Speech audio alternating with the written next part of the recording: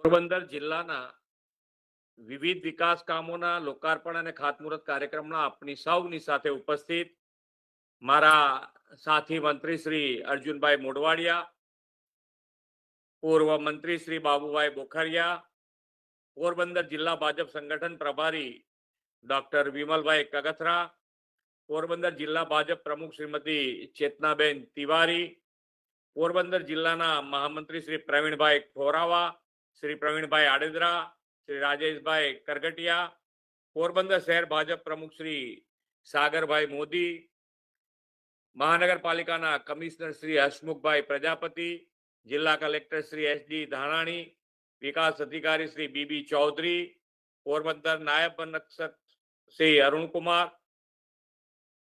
તથા નાયબ વનરક્ષક શ્રી ચિરાગ ચંદ્રગુડે, આમંત્રિત સર્વે મહાનુભાવો, પ્રેસ મીડિયાના મિત્રો, સૌને મારા નમસ્કાર.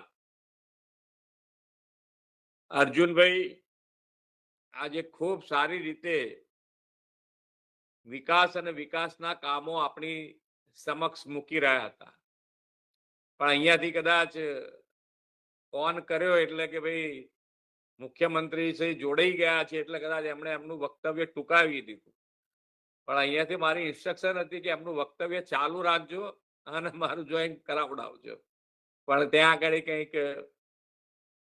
પણ ફરીથી આપ સૌને ખૂબ ખૂબ શુભેચ્છાઓ.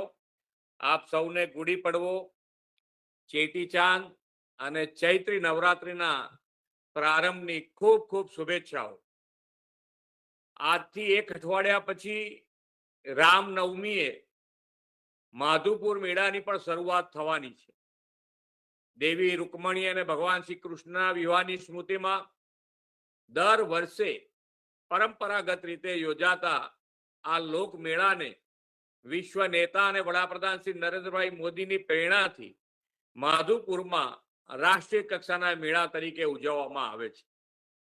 દેવી રૂકમણી સાથે ભગવાન શ્રી કૃષ્ણના મિલાપના ઉત્સવથી પશ્ચિમ અને ઉત્તર પૂર્વના રાજ્યોને જોડતો અનેરો પ્રસંગ વડાપ્રધાન શ્રી એક ભારત શ્રેષ્ઠ ભારતના સંકલ્પ તેમજ આપણી વિરાસતને ઉજાગર કરતો ઉત્સવ છે. વડાપ્રધાન શ્રી નરેન્દ્રભાઈ મોદી હંમેશા આપણી અસ્મિતા અને સનાતન સંસ્કૃતિને પુનઃસ્થાપિત કરીને વિરાસતનું ગૌરવ કર્યું છે. ભારત વર્ષની હજારો વર્ષની આસ્થા અને અસ્મિતાના જીવંત પ્રતીક્ષામાં ભગવાન સોમનાથ મંદિરના પ્રાંગણમાં સોમનાથ સ્વાભિમાન પર્વની ભવ્ય ઉજવણી કરીને દેશભરમાં સાંસ્કૃતિક ધાર્મિક ચેતના જગાવી છે. વિશ્વ આખાને અહિંસક ક્રાંતિથી ભારતીય વિરાસત આપનાર રાષ્ટ્રપિતા પૂજ્ય મહાત્મા ગાંધીની જન્મભૂમિ પોરબંદરમાં પણ આજે વિરાસત બી વિકાસ બી ધ્યેય ચરિતાર્થ થયો છે. આજે એક જ દિવસમાં એક સાથે 414 કરોડ રૂપિયાના કામોથી પોરબંદરના મહાનગર તરીકેના વિકાસને નવી ગતિ અને વિકસિત જિલ્લાની નવી દિશા મળવાની છે. એક સમયે આ પોરબંદરની શું ઓળખ હતી તે આપ સૌને ખબર છે. વડાપ્રધાન શ્રી મોદી સાહેબની વિઝનરી લીડરશીપ અને વિકાસની રાજનીતિના પરિણામે પોરબંદર આજે વિકાસના નવા માઇલસ્ટોન સર કરી રહ્યું છે.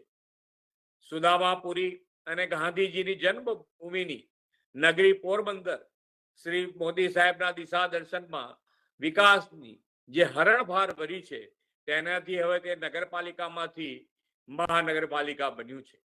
શ્રી મોદી સાહેબે નગરોના સર્વાંગી વિકાસ માટે શહેરી વિકાસ વર્ષ 2005થી જે પાયો નાખ્યો તેને આપણે 2025ના વર્ષમાં શહેરી વિકાસ વર્ષ ઉજવીને સંગીન બનાવ્યો છે. પોરબંદર મહાનગરમાં આજે માળખાકીય સુવિધાના 291 કરોડ રૂપિયાના વિવિધ કામો નો વિકાસના કામો મળ્યા છે, તો પોરબંદર જિલ્લાને પણ આજે 123 કરોડ રૂપિયાથી વધુ રકમના વિકાસ કામો આપ્યા છે. આ બધા જ કામો ડેવલપમેન્ટ ચેન્જ છે અને લોકોનું ઇઝ ઓફ લિવિંગ વધારવાના વિકાસ કામો છે. શ્રી મોદી સાહેબે કૌશલ્ય વિકાસ સ્કિલ ડેવલપમેન્ટથી યુવાનોને આત્મનિર્ભર બનાવવા પર ફોકસ કર્યું છે. આજે એ દિશામાં આગળ વધતા પોરબંદર આઈટીઆઈમાં નવા વર્કશોપ બિલ્ડિંગની શરૂઆત કરાવી છે. વડાપ્રધાન શ્રી ગ્રીન ક્લીન એન્વાયરમેન્ટથી ક્લાઇમેટ ચેન્જના પડકારો સામે સજ્જતાની આગવી પહેલ કરાવી છે. કેચ ધ રેઇન, એક પેડ માં કે નામ, અમૃત સરોવર, નમો વડવન જેવા પર્યાવરણ સંરક્ષણ અને જળ સંચયના આયામો તેમના નેતૃત્વમાં સમાજમાં વેગવાન બન્યા છે. પર્યાવરણ જાળવણી માટેનો વડાપ્રધાન શ્રીનો સંકલ્પ પાર પાડવા આજે સર્વોદય વન પ્રોજેક્ટ શરૂ કરવા જઈ રહ્યા છે. પોરબંદર તો રમણીય દરિયા કિનારા સાથે મોકર સાગર વેટલેન્ડ પ્રોજેક્ટ ધરાવતો વિસ્તાર છે. યુગાનો યોગ પોરબંદરના ધારાસભ્ય શ્રી જ રાજ્યના વન પર્યાવરણ મંત્રી છે, એટલે આ પ્રોજેક્ટ અને પોરબંદરનો સમૃદ્ધ કિનારો પ્રવાસનનું આકર્ષણ બનીને જ રહેવાનો છે, એમાં કોઈ શંકા નથી.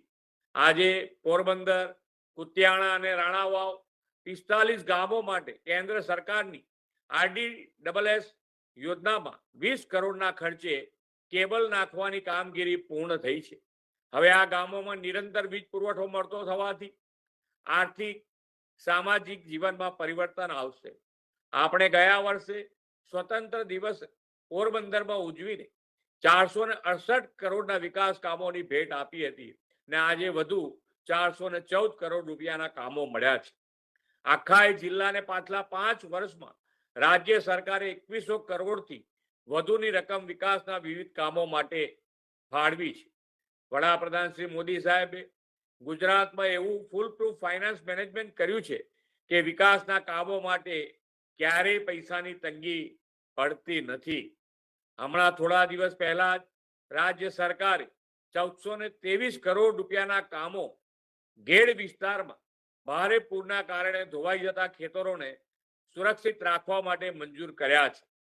પોરબંદર આજે પોતાના ભવ્ય ઇતિહાસમાંથી પ્રેરણા લઈને એ વિકાસની નવી ગાથા લખી રહ્યું છે. વડાપ્રધાન શ્રી નરેન્દ્રભાઈ મોદીએ 2047માં દેશની આઝાદીની શતાબ્દી સુધીમાં વિકસિત ભારતનો જે સંકલ્પ કર્યો છે, તે વિકસિત ભારત માટે આપણે વિકસિત ગુજરાતનું નિર્માણ કરવું છે. જે ધરતી પર ગાંધીજીએ જન્મ લીધો તે પોરબંદરને વિકસિત ગુજરાત માટે લીડ લેનારું મહાનગર બનાવવું છે. પૂજ્ય બાપુના સ્વચ્છતા, સેવા અને સ્વાવલંબનના મૂલ્યને આજે મળેલા વિકાસ કામોથી આગળ વધારીને પોરબંદરને વિકસિત ગુજરાતનું પથદર્શક મહાનગર બનાવીએ એ જ અપેક્ષા સાથે વિરમું છું. ભારત માતા કી જય. વંદે માતરમ. જય જય ગરવી ગુજરાત.